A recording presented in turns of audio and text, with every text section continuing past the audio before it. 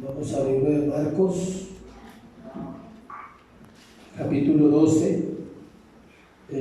Recordaré la invitación, ya mi esposa hizo el recorderis. Hay personas salvas que no viven como si fueran salvos, eso es importante.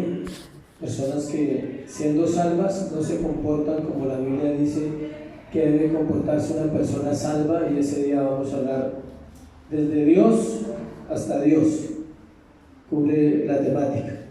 Arrancamos desde Dios en la eternidad y por la tarde volvemos a Dios en la eternidad. Ese es el plan de predicación de todo el día. Dios, arrancamos y tenemos que volver a Dios, porque ese es el propósito de la vida de un creyente. Nacemos en Dios y volvemos a Dios. Entonces, durante ese proceso, algunos, tristemente, siendo salvos, van a tener que batallar mucho debido a las malas enseñanzas y debido a la falta de responder a ese llamado o a esa salvación. Van a luchar mucho y Dios tiene que ejecutar su soberanía y su voluntad secreta, que es la disciplina para aquellos que siendo salvos no obedecen a la salvación, y aquellos que no son salvos, pues Dios puede abrir sus ojos, su entendimiento para darse cuenta. Inclusive algunos pueden darse cuenta que no lo son creyendo que lo son. Eso también es importante. Tal vez uno diga, no, yo creo en Jesús, pero pregúntese si eso es suficiente según las Escrituras, no según lo que usted haya aprendido años anteriores, porque nosotros estamos basados en la Biblia. Donde yo estoy estudiando va mucha gente que sabe mucho, ¿sí sabían? Pero lo que me gusta es que el maestro simplemente se centra en la Biblia.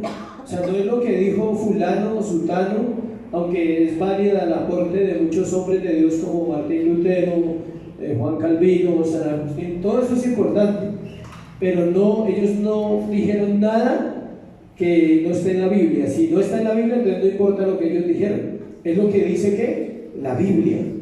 Y hay momentos en que yo he chocado con lo que aprendo por la mala enseñanza que se recibió durante años. Entonces uno dice, pero en el momento la palabra lo convence a uno, dice, pero la Biblia lo dice, pero la Biblia lo demuestra, y lo bueno es poder demostrar bíblicamente el plan de salvación de Dios para la humanidad. Amén. Eso es lo que vamos a hacer, bíblicamente ver el plan de salvación que arranca con Dios en su eternidad y termina con el hombre llegando a la eternidad otra vez. ¿Con quién? Con Dios. Ese es lo que vamos a mirar, por si quieres saber más o menos qué es. Vamos al libro de Marcos, capítulo 12, versículo 18 al 27. Dice la palabra: entonces vinieron a él los saduceos, que dicen que no hay resurrección, y le preguntaron diciendo: Maestro, Moisés nos escribió que si el hermano de alguno muriere y dejare esposa, pero no dejare hijos, que su hermano se case con ella y levante descendencia a su hermano. Hubo 7 hermanos. El primero tomó esposa y murió sin dejar descendencia. El segundo se casó con ella y murió, y tampoco dejó descendencia. Y el tercero de la misma manera, y así los 7, y no dejaron descendencia. Después de todos murió también la mujer. En la resurrección, pues, cuando resuciten, ¿de cuál de ellos será ella mujer, ya que los 7 la tuvieron por mujer? Entonces, respondiendo, Jesús les dijo: ¿no erráis por esto, porque ignoráis las Escrituras y el poder de Dios? Porque cuando resuciten de los muertos, ni se casarán ni se darán en casamiento, sino serán como los ángeles que están en los cielos. Pero respecto a que los muertos resucitan, ¿no habéis leído en el libro de Moisés cómo le habló Dios en la zarza, diciendo: yo soy el Dios de Abraham, el Dios de Isaac, el Dios de Jacob? Dios no es Dios de muertos, sino Dios de vivos. Así que vosotros mucho erráis. Padre, gracias por tu palabra, Señor. Gracias por el privilegio que tenemos como congregación de reunirnos este domingo para escuchar tu voz. Anhelamos realmente tu voz. Anhelamos la voz del Espíritu de Dios en nuestro corazón, trayendo convicciones puras, Dios, convicciones inconmovibles por las circunstancias o las situaciones que pasemos en esta tierra. Te doy gracias por tu plan perfecto, Dios, porque nos amaste antes de nacer y te amamos hoy porque tú nos amaste primero, Señor. Gracias en el nombre de Jesús. Amén y amén. El tema de hoy se llama desconocimiento bíblico, conceptos errados. El desconocimiento bíblico hace que la gente, sobre todo el pueblo que asiste un domingo a una congregación sin importar su nombre o su denominación, tenga conceptos errados y sobre todo en asuntos tan importantes. El asunto que vamos a tratar es vital, o sea, es una de las doctrinas más fundamentales. También vamos a hablar en el seminario de ella, pero hoy vamos a tratar solamente una pequeña parte, que es la resurrección. Pero para llegar allá tenemos que estudiar el texto que leímos. Continuamos en el mismo escenario donde quedamos hace 8 días.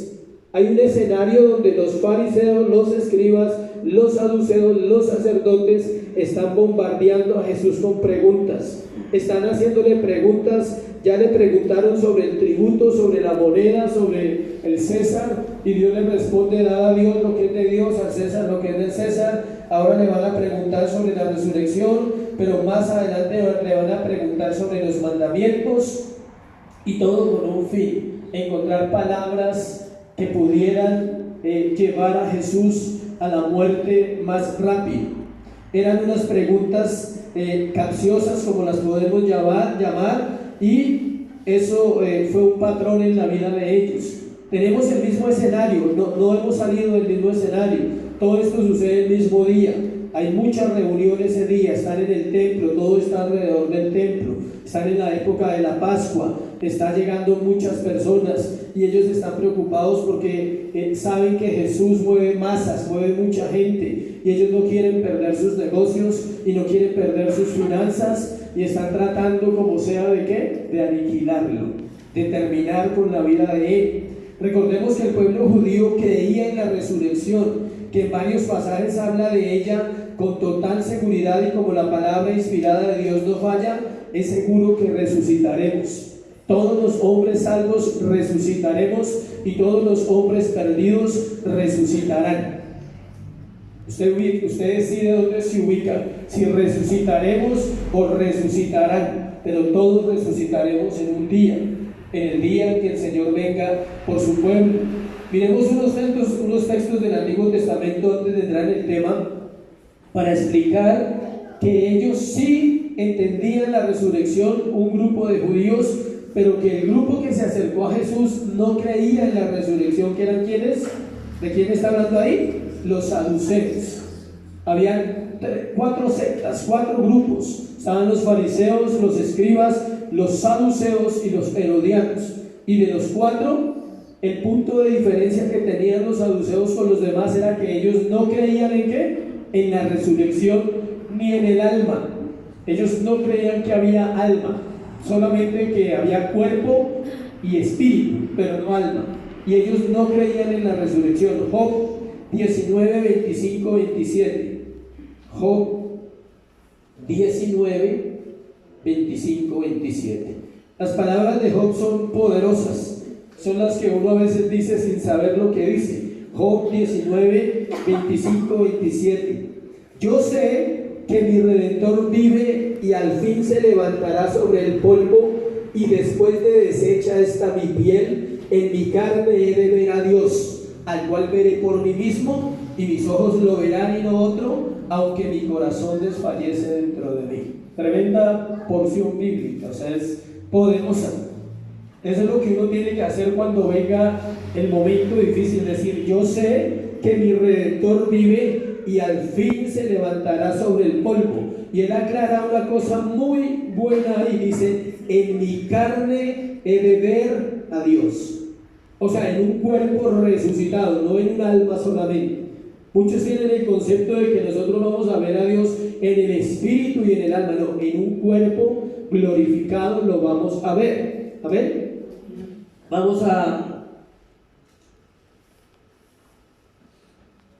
Salmo 49:15. Salmo 49:15.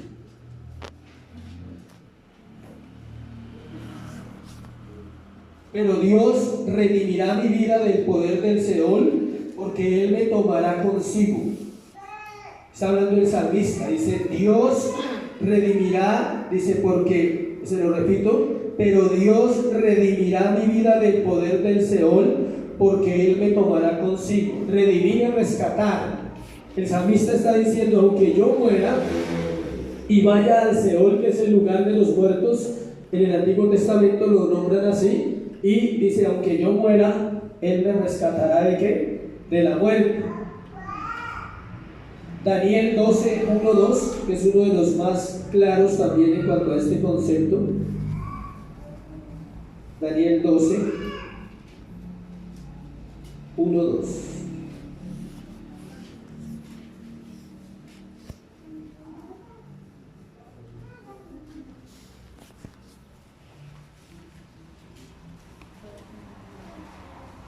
Daniel 12:1 dice, en aquel tiempo se levantará Miguel, está hablando del tiempo futuro, el gran príncipe que está de parte de los hijos de tu pueblo, y será tiempo de angustia cual nunca fue desde que hubo gente hasta entonces, pero en aquel tiempo será libertado tu pueblo, todos los que se hallen donde escritos en el libro, y muchos de los que duermen en el polvo, o sea, los muertos de la tierra, serán despertados, unos para vida eterna, otros para vergüenza y confusión que perpetua.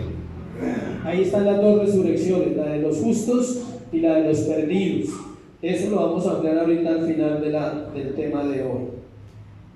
Los saduceos no creían ni en la resurrección, ni en los ángeles, ni nada del alma. Ellos buscaban una posición y una riqueza terrenal, pues al no creer en la vida eterna, escuchen, no necesitaban nada fuera de este mundo. Cuando una persona no cree en la vida eterna, nunca vivirá para Dios, jamás.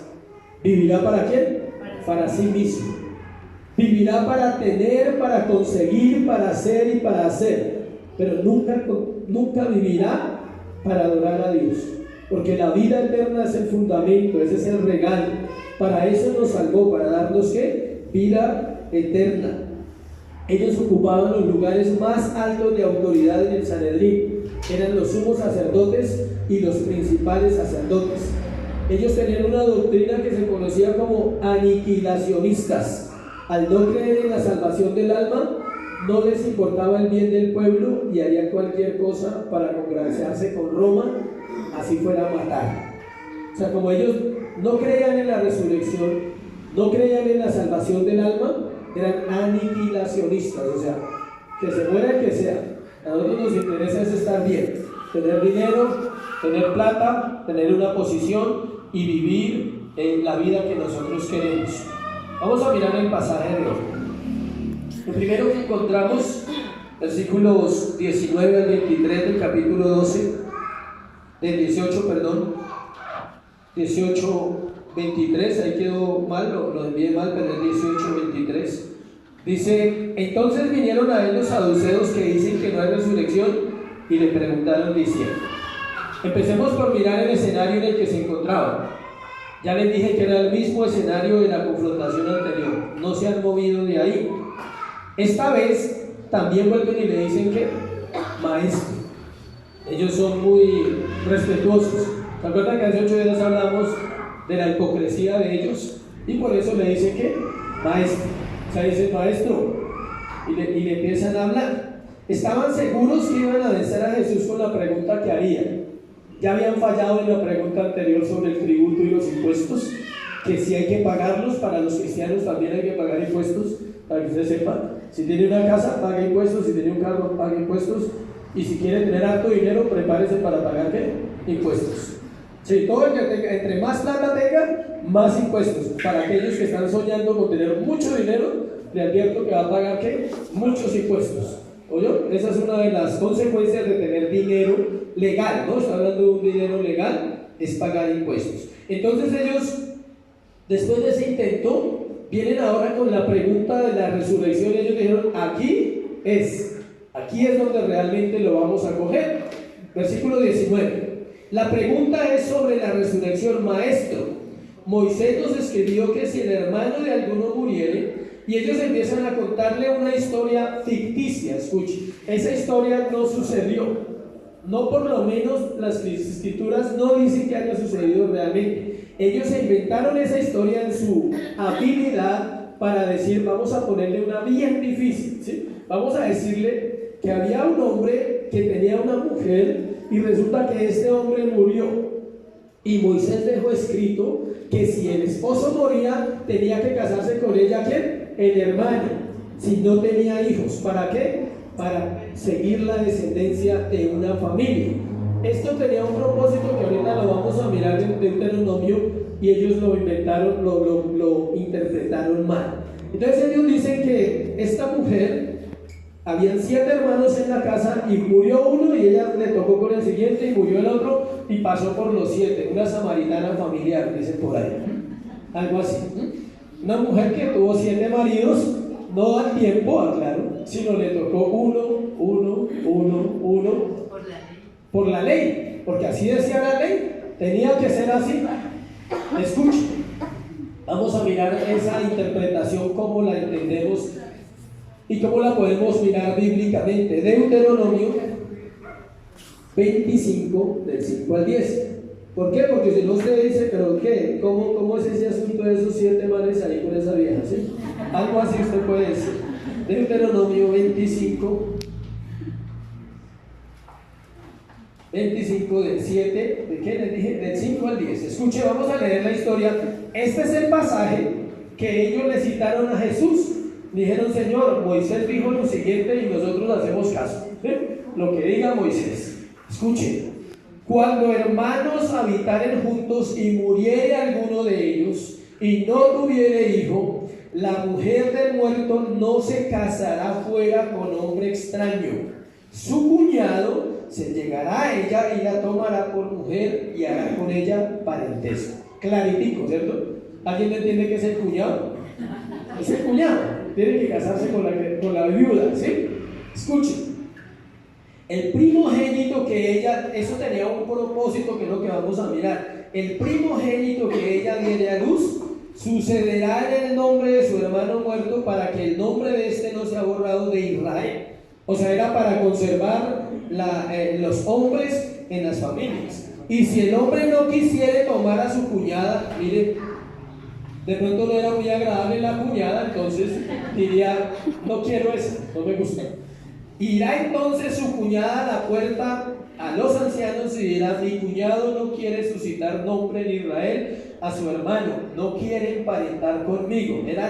Era obligatorio, ¿sí sabía? No era que usted quisiera, era obligatorio. Entonces los ancianos de aquella ciudad lo harán venir y hablarán con él, y si él se levantara y dijere, no quiero tomarla, se acercará entonces su cuñada a él delante de los ancianos y le quitará el calzado del pie y le escupirá en el rostro y hablará y dirá, así será hecho al varón que no quiere edificarle la casa de su hermano, y se le dará este nombre en Israel, la casa del descalzado. Será serio, le quitaba el zapato y le mandaban su escupitajo. O sea, lo rechazaba, decía, usted no quiso levantar casa a su hermano. Alguna vez escuché que tomaron esa palabra para construirle la casa a un hermano, que se llamaba construyele casa a su hermano. No tiene nada que ver con eso, ¿sí? Era fuera de contexto.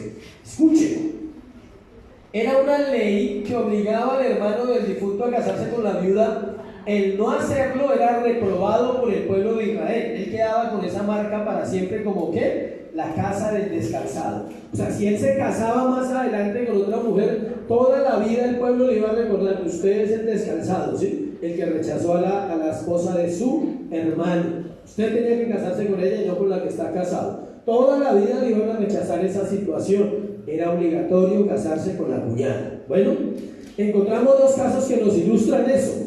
Uno está en Génesis 38, del 8 al 10. Vamos a mirarlo. Génesis 38, del 8 al 10. Aquí hay un caso, dice, escuchen. Entonces Judá, hijo dijo a Onán: llégate a la mujer de tu hermano. Judá tenía 2 hijos y murió uno, y le dice al hijo, le dice: lléguese a la cuñada y despósate con ella y levanta descendencia a tu hermano. Y sabiendo Onán, escuchen, que la descendencia no había de ser suya, sucedía que cuando se llegaba a la mujer de su hermano, vertía en tierra por no dar descendencia a su hermano. Y desagradó en ojos de Jehová lo que hacía, y a él también le quitó ¿qué? La vida. Por no hacer caso, le quitaron la vida. No explico lo otro porque creo que lo entienden, ¿sí? O necesitan explicación de lo que sucedió. Listo, bueno. Entonces él simplemente no quería tener hijos. Entonces en el momento de la relación vertía por fuera de la mujer para que ella no quedara embarazada, y al Señor no le agradó eso. ¿Qué hizo? Le quitó la vida. Esta otra historia, que no se la voy a buscar en la Biblia, pero que es muy famosa, y es la famosa historia de la señora viuda llamada Ruth. ¿Quién redimió a Ruth? Las mujeres ya saben quién. Vos. Algunas están esperando ese vos. Entonces, ¿quién redimió a Ruth? Vos. Vos no era hermano del muerto, del marido de Ruth, pero sí era pariente cercano. Entonces, ¿qué pasa? Si no había hermano, buscaban al pariente más cercano, primo, tío, alguien. Pero escuchen cuál era el propósito para salir de ahí.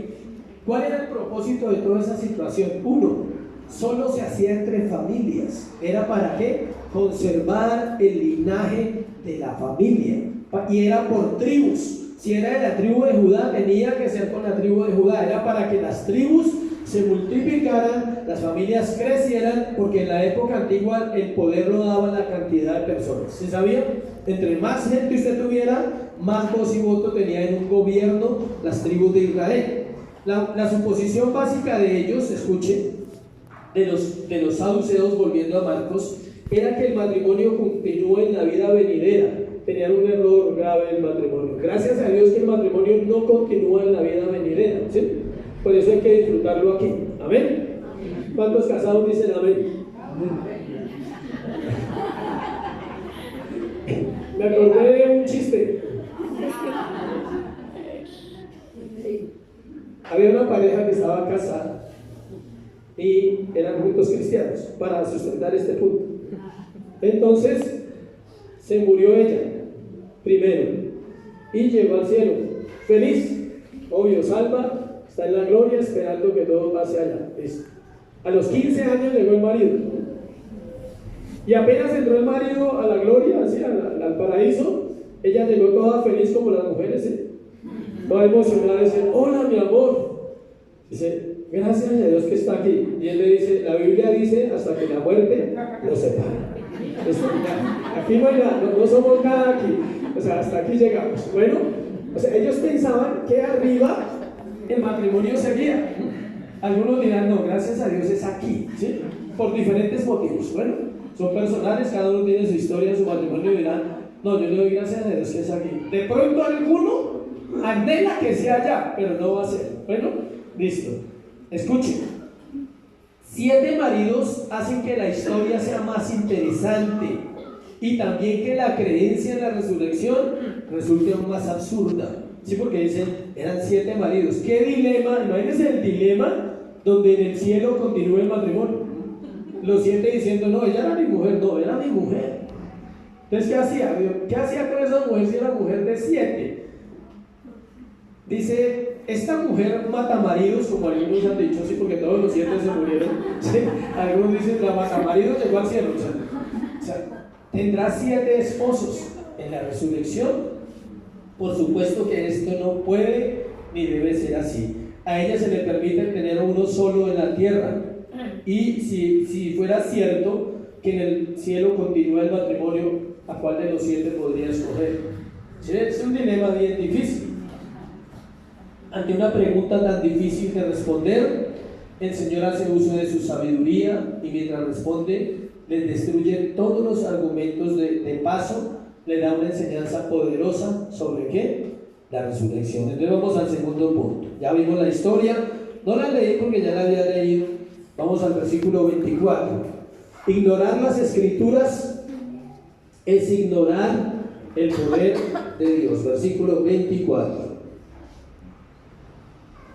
Entonces respondiendo Jesús les dijo: no erráis por esto, porque ignoráis las escrituras y el poder de Dios. Él les hace la pregunta, les dice: ustedes no están equivocados ignorando las escrituras y el poder de Dios. Qué buen texto para poder hablar no de los saduceos, sino de nosotros, del pueblo de Dios en general. Y podemos decir que aquí está el mayor problema del pueblo cristiano y el por qué hay tanta ignorancia en el conocimiento de Dios y el por qué hay tanta lucha y batalla en el cuerpo de Cristo. Los cristianos siempre tenemos luchas, casi todo el tiempo de la vida de esta tierra. Muchas de esas luchas no eran necesarias, ¿sí sabían?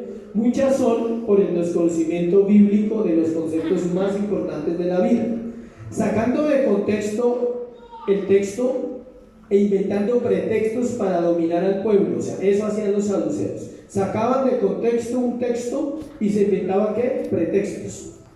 La gente hace igual hoy. La gente se inventa cosas de la Biblia cuando no la estudia. Cuando usted no estudia la Biblia, usted termina pensando en lo que usted quiere de ella. Entonces usted dice: Dios me habló.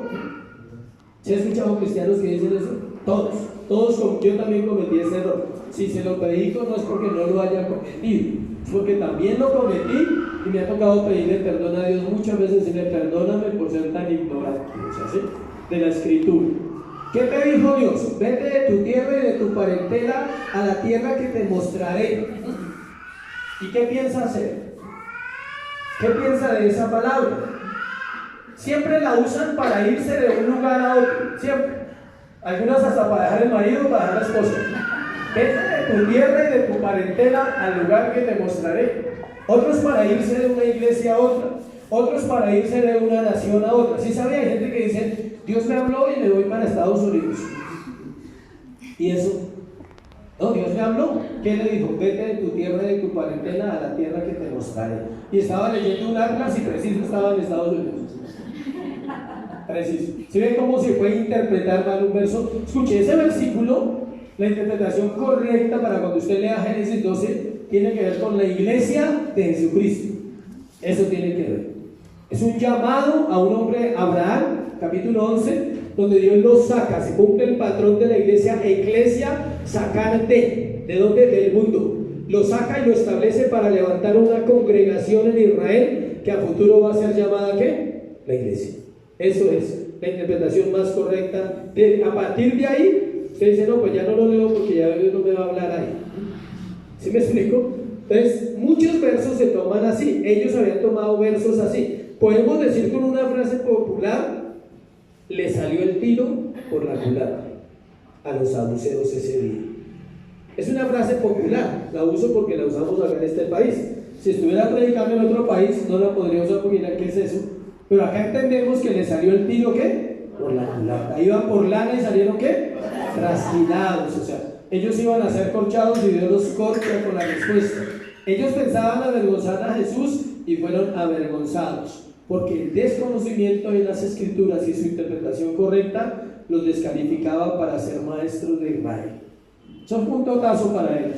Les dice: ignoráis, le dice 24, versículo 24, dice: no erráis por esto, porque ignoráis las escrituras. La palabra ignoráis se traduce de una forma del verbo griego que se escribe planao, con tilde en la O, que significa errar y descarriarse. Ellos se habían descarriado del camino correcto debido a ignorar la verdad de Dios. Escuche esto, iglesia: toda persona que ignore las escrituras en los asuntos de la vida, llamándose un creyente, se puede descarriar fácilmente, porque empieza a permitir cosas por conceptos que él tiene, pero no por lo que dice ¿qué?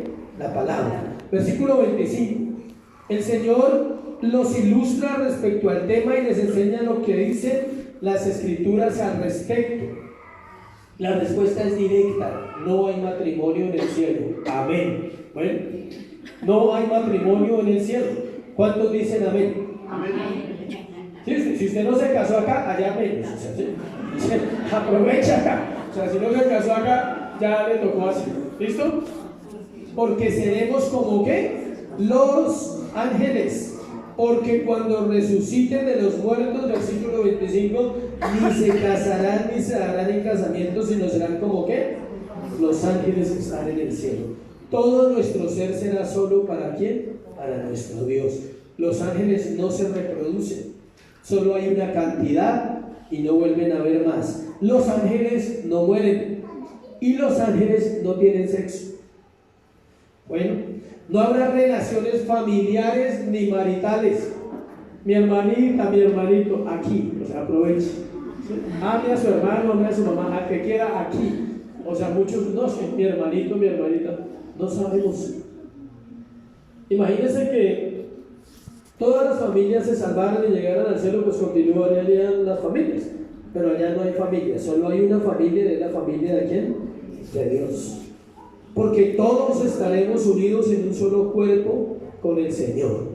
En la iglesia de Corinto habían también falsos maestros y enseñaban que la resurrección era solo espiritual. Ellos habían enseñado que el cuerpo no resucitaba. Y por eso Pablo tiene que entrar al capítulo 15 de Primera de Corintios, donde habla claramente de cómo será la resurrección de los muertos. ¿Quieren saber cómo sucederá? Vamos a Primera de Corintios capítulo 15 para mirar cómo va a suceder la resurrección. El miércoles hay un tema sobre eso, entonces hoy vamos a ver unas cosas poquitas para no tocar el tema del miércoles.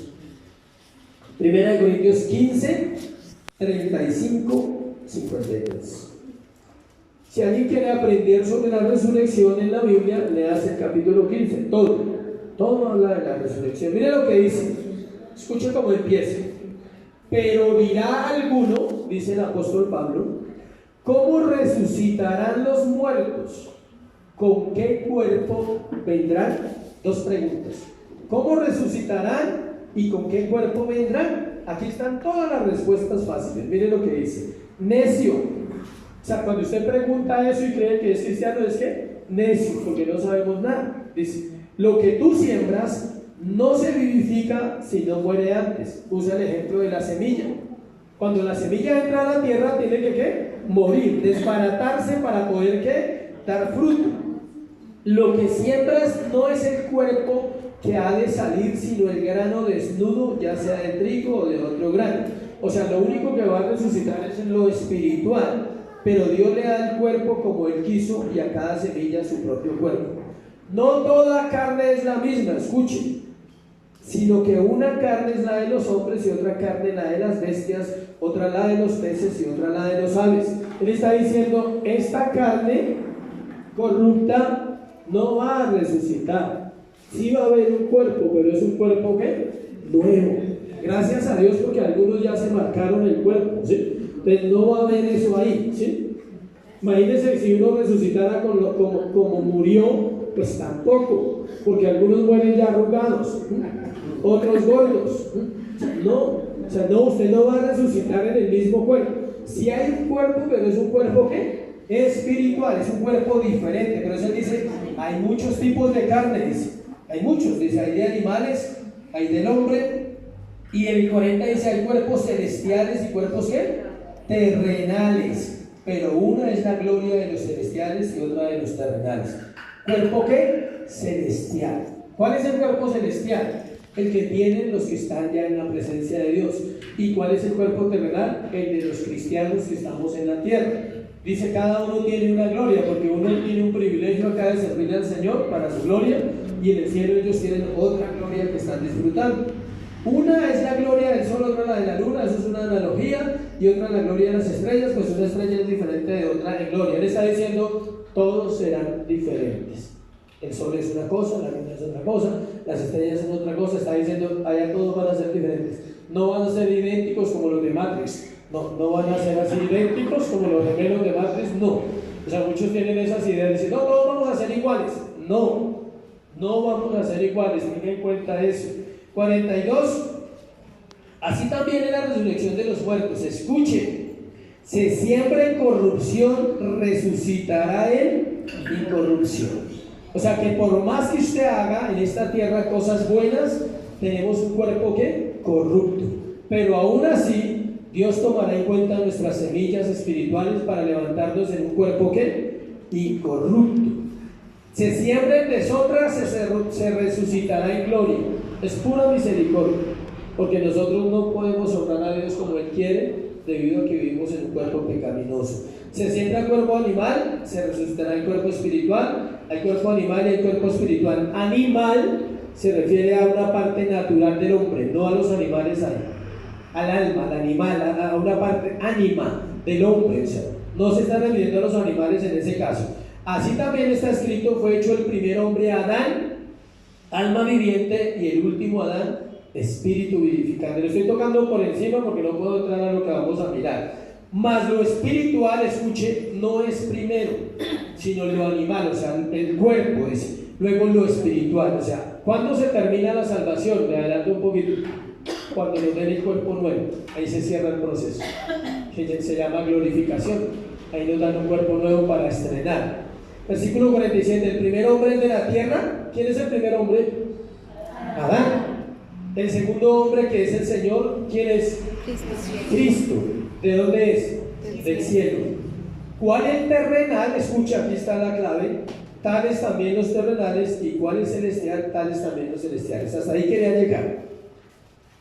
Cuando nacemos con la naturaleza de Adán, porque venimos de él. Cuando nacemos de nuevo, tenemos la naturaleza de Cristo y nos volvemos como él. ¿Sí me expliqué? Por eso dice, el apóstol está explicando a ellos, les dice, primero les dice que hay un hombre primero que se llama Adán, y el segundo hombre espiritual se llama ¿quién? Cristo. Y les explica, todos nacemos cual el terrenal, somos también terrenales, pero luego cuando nacemos de nuevo, nos volvemos personas celestiales con Cristo, que lo dice en Efesios. Así también, y así como hemos traído la imagen del terrenal, ¿hasta dónde traemos la imagen del terrenal? Hasta que llegamos a la salvación. Hasta ahí traemos esa imagen. Traeremos también la imagen de ¿qué? Del celestial. O sea, cuando usted llegue al cielo, llevará la imagen de ¿quién? De Cristo, porque Él la puso en nosotros. Pero esto digo, hermanos, que la carne y la sangre no pueden heredar el reino de Dios. O sea, este cuerpito no va a entrar. ¿Dónde queda el cuerpo? ¿Dónde? En los gusanos. El cuerpo es para los gusanos, por más lindo que sea. Bueno, o sea, no se afane mucho. El cuerpo es para los gusanos. Rico, pobre, estudioso, santo, ungido, loco, lo que sea. Es para los gusanos, no hay alternativa. El cuerpo no va a entrar al reino. Esa es una doctrina errada de algunas sectas, que el cuerpo va a entrar, el cuerpo no, ahí dice. Pero esto digo, hermanos, que la carne, esta carne y la sangre no pueden heredar el reino de Dios, ni la corrupción hereda la corrupción. ¿Ni la qué? Ni la corrupción. Hereda la incorrupción, o sea, no. He aquí os digo un misterio, y ahí va terminando. No todos dormiremos, pero todos seremos ¿qué? Transformados. En un momento, iglesia, en un abrir y cerrar de ojos, a la final trompeta, porque se tocará la trompeta y los muertos serán resucitados incorruptibles, y nosotros seremos ¿qué? Transformados. Porque es necesario que esto corruptible se vista de incorrupción y esto mortal se vista de inmortalidad. Es por encimita lo que estamos mirando, pero vamos a ampliar algunas cositas acá. Luego de la discusión acerca de la pregunta que le habían hecho al Señor, les habla claramente que Él es el Dios ¿de qué? De vivos. Ahí dice en el versículo 26, pero respecto que los muertos resucitan, ¿no habéis leído en el libro de Moisés cómo le habló Dios en la zarza diciendo: yo soy el Dios de Abraham, el Dios de Isaac y el Dios de Jacob? Habla claramente que Abraham, Isaac y Jacob continúan ¿qué? Viviendo. Ahí dice, Dios no es un Dios de muertos. Abraham no está muerto delante de la presencia de Dios. Él murió acá, Isaac murió acá y Jacob murió acá, pero ellos están ¿dónde? En la presencia de Dios. Estos versos nos dan pie para hablar un poco de la doctrina de la resurrección. Podríamos decir con certeza, escuche, que para resucitar hay que estar ¿qué? Bueno, pero eso es una certeza. ¿Sí? Lo trato de explicar lo más fácil para que estos dos temas hay que saber explicar. O sea, el requisito para resucitar, ¿cuál es? Estar muerto. Ya resucitamos una vez, los salvos. Estábamos muertos en delitos y pecados, Efesios 2, capítulo 2, versículo 1, en los cuales anduvimos en otro tiempo, y dice, y Él os dio ¿qué? Vida. Esa es la primera resurrección.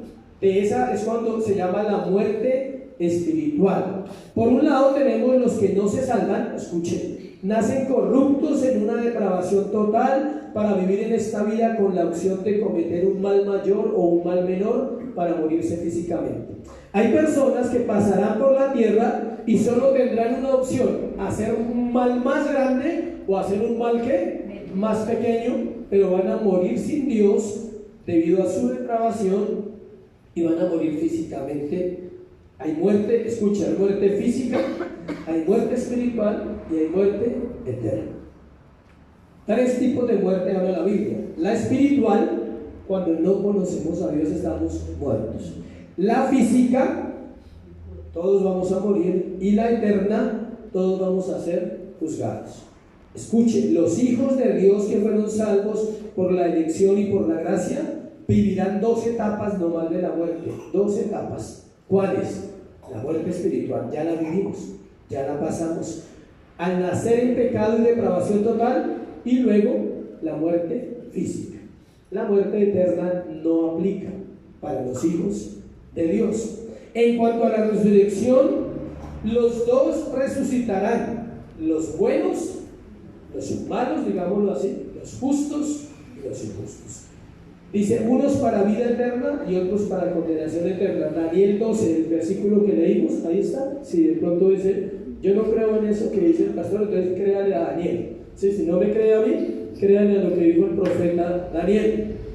No podemos abordar el tema de la resurrección sin tener un orden. Por eso hablamos primero de la muerte, ¿sí? Porque alguien puede escuchar que vamos a resucitar, pero no ha escuchado que el estado después de esa resurrección depende absolutamente del plan de salvación de Dios para los hombres. O sea, si yo hablo de la resurrección sin hablar de la muerte, usted se pone feliz. Vamos a resucitar, sí, pero es que hay que hablar de un plan, de unas cosas que están establecidas en las Escrituras. Mateo 10, 28.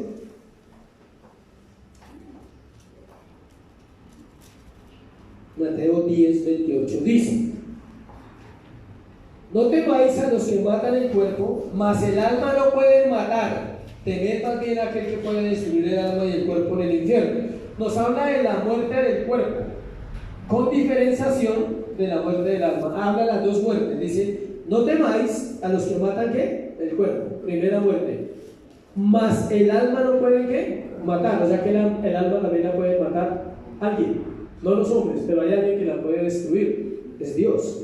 Entonces habla de las 2, de la muerte física y habla de una muerte del alma, lo cual quiere decir que lo primero en morir es el cuerpo, la parte material, y habla del alma que también puede morir y es la parte espiritual del hombre. Escuche esto, yo hace años lo aprendí y me sirvió mucho entenderlo de esta manera. ¿Cuántos han ido a un funeral? Bueno, a veces no nos gustó porque era alguien cercano. Otras veces fuimos por protocolo, hay que ser sinceros, ¿sí? Y otras veces, pues, acompañar a alguien que de pronto era importante para nosotros, no por tanto protocolo, sino porque era un amigo, una persona que se le murió a alguien. El cuerpo de Pepito Pérez está en el cajón, ahí está el cuerpo. Esa es la parte ¿qué? Material. Lo estoy haciéndolo coquito, ¿sí? Entonces, ahí está el cuerpo de Pedro Pérez o de Pepito Pérez. ¿Listo? Surge la pregunta, siempre esa pregunta que se hace uno: ¿dónde está Pepito Pérez? ¿Qué pasó con él? O sea, tenemos su cuerpo ahí, su parte material está ahí, su cuerpo reposa en ese ataúd. De hecho, cuando uno hace las exequias dice, estamos aquí delante de Dios para dar cristiana sepultura a los restos materiales de... y se nombra el nombre del muerto. Así se hacen unas exequias para que se de fulano de tal. En la parte ¿qué? Material. ¿Dónde está su parte espiritual? Pregúntese usted eso. ¿Dónde está? Tiene que estar en algún lugar. ¿Se me explico? O sea, usted puede matar el cuerpo, los hombres, o se accidentó, se murió, se enfermó, bueno, algo le pasó y se murió, ¿sí? Pero el alma no la puede matar el hombre, solo la determina ¿quién? Dios. Entonces esa alma, ¿dónde está?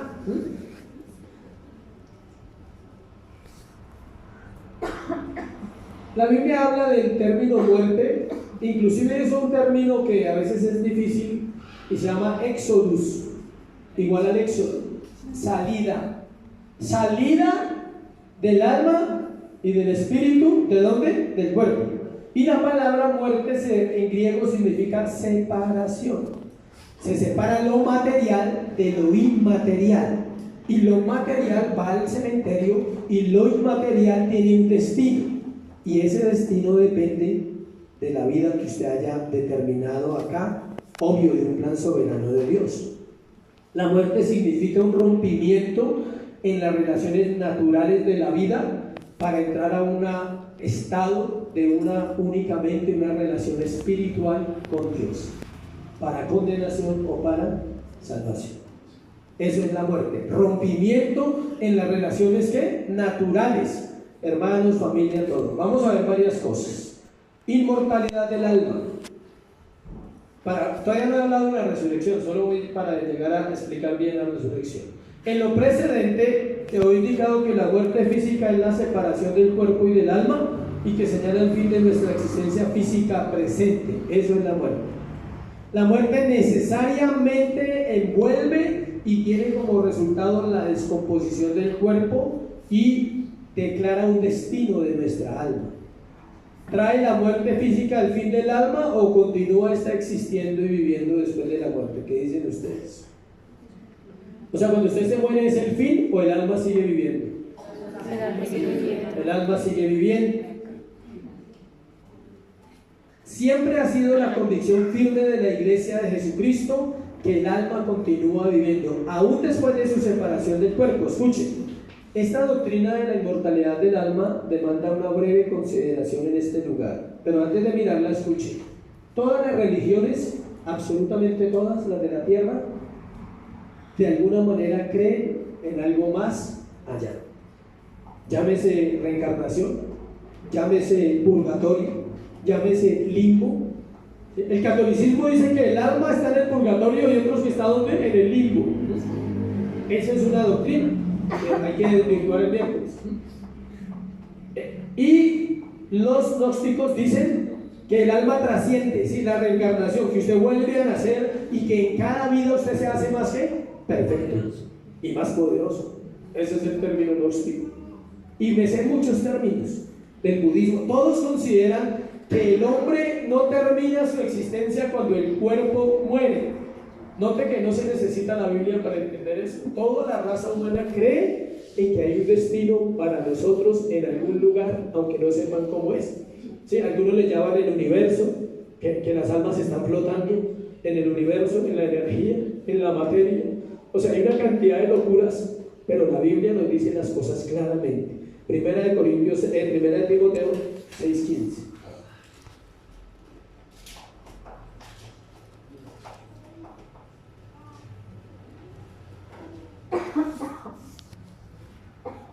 Perdón.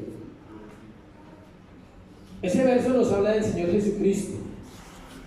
Miren lo que dice: el único que tiene inmortalidad, que habita en luz inaccesible, a quien ninguno de los hombres ha visto ni puede ver, al cual sea la honra y el imperio sempiterno. Amén. El único Dios que mora ¿dónde? Que es inmortal. Entonces solo alguien inmortal puede hacer que el alma continúe siendo ¿qué? Inmortal. El único que puede matar el alma es ¿quién? Dios. Cuando Dios creó a Adán, lo creó con un alma inmortal. Todos los hombres poseemos eternidad en nuestro corazón, según Eclesiastés 3:11. Léanlo por favor, búsquelo para que crean lo que estamos hablando. Dios puso eternidad en los hombres, dice ahí. Desde el momento en que los hizo, Él puso ¿qué? Eternidad. El pecado entró al hombre y la paga fue ¿qué? La muerte. ¿Sí lo encontraron? Está en la Biblia.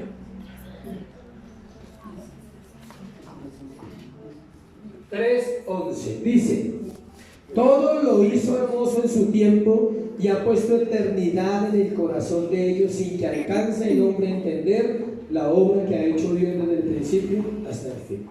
¿Sí ven? Sí hay una eternidad acá.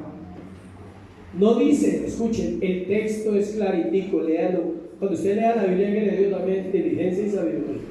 El texto no dice que los cristianos, todos los hombres, tenemos eternidad, salvos y no salvos. Ahí dice que Dios puso eternidad en los hombres. No dice que sean únicamente los salvos. O sea que el alma va a vivir eternamente en un estado de salvación o en un estado de ¿qué? Condenación. Universalmente la humanidad acepta que los muertos están en algún lugar. Todo el mundo dice: ¿dónde estará? Tú nos acompañas desde no sé dónde. La gente se inventa esas frases, ¿sí? Te fuiste, partiste, pero quedas en nuestro corazón, y toda esa parafernalia que uno hace cuando está chillando porque alguien se murió, ¿sí? Y uno cree que lo está mirando, todos los días me miras, papá, todos los días me miras, mamá. Los muertos no miran, o sea, empecemos por ahí. Me da pena quitarle esa ilusión, pero los muertos no miran a nadie porque están ¿qué? Muertos. Los vivos sí miran, pero ni siquiera los vivos salvos pueden mirarnos. No pueden. El hombre fue creado para tener comunión con Dios, con la imagen y semejanza de Él. Entonces es imposible, escuche, que Dios hubiera creado al hombre también para destruirlo. Dios no destruye al hombre, el hombre rechaza la gracia de Dios, el amor de Dios, y por eso debe ser juzgado. Dios no es el destructor, y estos temas no son temas de condenación, iglesia. Son temas de esperanza para aquellos que hemos creído en Jesús y vamos a ir a una eternidad con Él. La sobrevivencia del alma. Se enseña con claridad una continuidad de existencia de justos como de injustos, y de las almas de los creyentes sobreviven. En otro lugar aparecen muchos pasajes, pero no lo voy a hablar hoy. ¿Listo? Muchos pasajes hablan de eso, de dónde están los justos y los injustos. Y vamos a hablar, para terminar, la resurrección.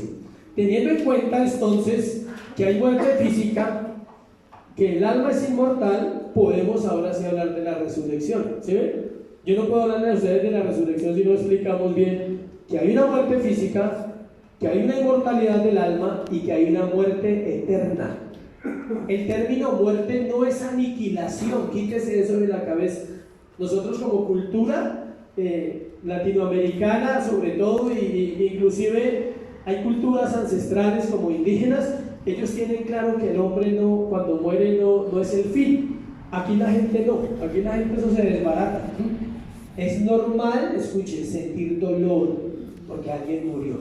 No es normal morirse con él. Bueno, es diferente. O sea, usted tiene el derecho a llorar, a hacer su luto, a chillar, a Dios consuélame, amén, ¿sí? Pero lo que no tenemos derecho es a morirnos con el muerto. ¿La vida qué? Continúa. El aniquilacionismo es decir que la muerte es el fin. La muerte no es el fin para nadie. La muerte es el comienzo de la vida eterna, independiente de la condición donde usted vaya a estar. Teniendo en cuenta entonces que hay una muerte física y que el alma es inmortal, podemos hablar ahora sí de la resurrección. La resurrección a la que se refiere este pasaje de Marcos, porque tenemos que centrarnos ahí para terminar, no es a la de una vida muerta espiritualmente, ¿sí? Ahí no está hablando de alguien que estaba perdido y conoció a Jesús. Esa es la muerte espiritual y pasa a vida. Es una resurrección de una muerte física. Es la resurrección del cuerpo en el momento en que el Señor venga por segunda vez, y allí se completará el plan de salvación de Dios para el hombre. Primera de Tesalonicenses 4, del 13 al 17.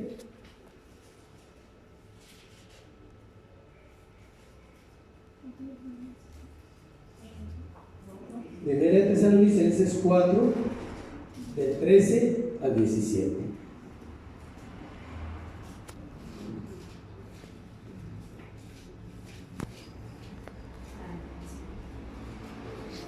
el 13 dice: tampoco queremos, hermanos, que ignoréis acerca de los que duermen, o sea, los que están muertos, para que no os entristezcáis como otros que no tienen esperanza. El apóstol Pablo le dice a la iglesia de Tesalónica, dice: hermanos, no ignoremos ciertos temas que son importantes hablar a los cristianos, como hablar un poquito de los que están muertos, o sea, y es bueno hablarlo para que nosotros no estemos tristes, porque hay una esperanza si murieron en ¿dónde? En el Señor.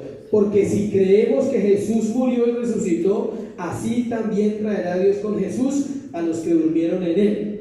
Por lo cual os decimos esto en palabra del Señor, que nosotros que vivimos, que habremos quedado hasta la venida del Señor, no precederemos a los que durmieron. Escuchen, la resurrección es al tiempo, tanto de los que ya murieron como los que estemos vivos. Es instantáneo el cambio de cuerpo. Nosotros tenemos este cuerpo. Tóquese su cuerpo ahora. Usted tiene ese cuerpito, ¿sí? Ámelo, por favor. Si el Señor viniese hoy, el cambio es instantáneo. No entramos al cielo con este cuerpo, sino es instantáneo, entramos con otro cuerpo. Y al mismo instante los muertos en Cristo resucitan y nos encontramos todos así para estar con el Señor. Eso dice la Escritura en 1 Tesalonicenses. Entonces no es que, por eso dice que no precedieron, dice nosotros no precedemos. O sea, nosotros no vamos adelante ni vamos atrás, vamos al mismo tiempo. O sea, no se afane que si está vivo o muerto va a resucitar. ¿Listo? Esa es la enseñanza, no se afane. Si usted está aquí, entra al mismo tiempo y los muertos también. Porque alguien dirá, no, pero primero los vivos porque estamos acá sirviendo, o sea, ¿sí? No, es igual, la Biblia lo enseña. Dice: porque el Señor mismo, con voz de mando, con voz de arcángel, Dios el Señor mismo. ¿Quién es el Señor? ¿Dios o Jesús? Está hablando de Jesús. El Señor Jesús dice con voz de arcángel y con trompeta de Dios, descenderá del cielo, y los muertos en Cristo resucitarán primero. Luego nosotros, los que vivimos, los que hayamos quedado, seremos arrebatados juntamente con ellos en las nubes para recibir al Señor en el aire, y así estaremos siempre con Él. ¿Sí ven? O sea, es instantáneo. No me pregunte cómo lo hace, porque yo no sé de películas ni de ciencia ficción ni nada. Eso es como una película. Sucede y listo. Terminamos ahí. Si quiere leer un poquito más, 1 Corintios 15 le explica todo de la resurrección. Amén. Entonces volvamos a Marcos y cerremos el pasaje de hoy. Marcos capítulo 12, versículo 27. Dios no es Dios de muertos, sino Dios de vivos, así que vosotros mucho perdáis. Ahí hay una conclusión importante. Escuchen, cuando llegue el tiempo de la eternidad para los hombres, Dios ya no será Dios de ellos, sino solo de un grupo que quedan ¿qué? Vivos, porque Él dice: yo soy Dios de ¿qué? De vivos. Los otros quedarán muertos eternamente, espiritualmente, morirán físicamente, morirán espiritualmente, que es la muerte segunda, morirán para siempre. Aunque escuche, no es aniquilación, su alma no desaparecerá, estará en un lugar de tormento para siempre, pero no tendrán parte ¿con quién? Con Dios. Amén. ¿Cuántos quieren orar? Pongan sobre sus pies y oremos. Démosle gracias a Dios por estar esta mañana acá y tener el privilegio de todavía hallar salvación y escuchar su palabra. Padre, gracias por esta palabra, Dios. Gracias, Señor, por esta mañana que tú nos regalas. Gracias porque aún estamos aquí, Dios, y podemos servirte, y podemos conocerte, Señor, y podemos honrarte. Espíritu Santo, que seas tú revelando las Escrituras a tu pueblo, a tu iglesia. Esa es la oración, Señor. Abre nuestro entendimiento en cuanto a estos temas que aparentemente son difíciles, pero cuando entendemos que Él nos salvó, que nos amó por pura gracia, podemos volver nuestro corazón a ti en adoración, en gratitud, diciéndote esta mañana: gracias, Señor. Gracias, Dios, por tenernos en esta iglesia, Señor. Oro por aquellos que dudan, dice tu palabra, convencerlos, Señor. Convéncelos, Dios, de la doctrina, convéncelos de la verdad, Señor. Convéncelos si hay puntos errados, si hay contradicciones, Dios. La Biblia es clara. Aprendimos que la claridad de las Escrituras, la inerrancia de ella, la autoridad que ella tiene para ser expuesta, Señor. Y no hay dudas, Dios, que un día volverás. No hay dudas que un día regresarás por esta humanidad, Señor. Y tu plan se cumplirá perfectamente, Dios, en todos, en unos y en otros. En los que llamaste, en los que escogiste, en los que santificaste, y también en aquellos que rechazan tu gracia, Dios. Te pedimos misericordia, Dios, en este tiempo con los hombres de la tierra, con toda la humanidad, Dios. Pedimos misericordia con nuestros familiares que están separados de ti. Quizás algunos ya conocieron y no quieren venir otra vez. Algunos oyeron en algún momento la palabra y se han ido de los caminos de Dios y pueden volver, Señor, pero si tú lo haces. Otros nunca han querido venir, pero solo tú conoces el corazón de ellos, y si en tu voluntad, Señor, está la salvación, oramos que sea revelada en estos tiempos, en esta generación, para ellos antes de partir. Oramos por todos los que están sin ti, Jesús. Solo tú lo sabes, Señor. Ten misericordia y añade a la iglesia cada día aquellos que han de ser salvos. Pero sobre todo oramos por nosotros, porque podamos comprender la salvación, que podamos, Señor, volver nuestro corazón a ti, aún dudando quizás, aunque nos cueste, aunque haya una batalla interna en decir, no puedo entender por qué Dios lo hizo así. Pero la Biblia no nos llama a comprender, nos llama a confiar, a tener fe en Él. Y creemos firmemente en la palabra de Dios. Creemos firmemente en los textos que fueron inspirados por Dios para sustentar y edificar la iglesia. Hoy te doy gracias, Señor, por tu palabra. Te pido que nos bendigas con tu presencia. En el nombre de Jesús. Amén y amén. Dios les bendiga, que les guarde.